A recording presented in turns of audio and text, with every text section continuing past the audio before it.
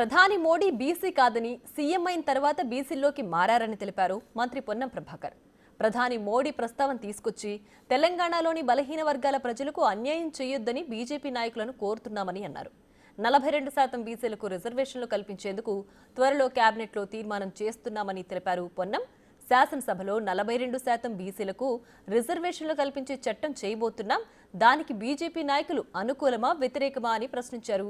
పార్లమెంట్లో ఈ చట్టాన్ని ఆమోదించకపోతే చరిత్రలో బలహీన వర్గాలు ద్రోహులుగా బీజేపీ నేతలు మిగిలిపోతారని తెలిపారు పొన్నం ప్రభాకర్.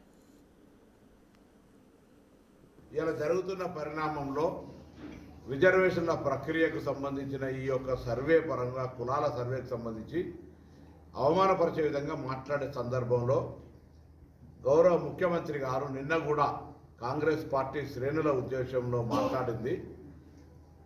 భారత ప్రధానమంత్రి గారు పుట్టు బీసీ కాదు.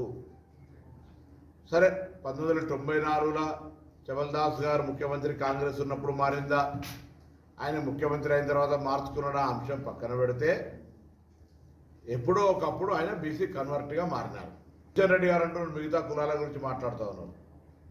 సరే, దేశంలో కిషన్ రెడ్డి గారిని, లక్ష్మణ్ గారిని, రాజేందర్ గారిని, మిగతా భారతీయ జనతా పార్టీ నాయకులందరూ అడుగుతాను, ఈ ప్రధానమంత్రి కులానికి సంబంధించిన ప్రస్తావన తెచ్చి తెలంగాణ బలహీన వర్గాల వారికి అన్యాయం చేసే ప్రయత్నం మానుకోండి.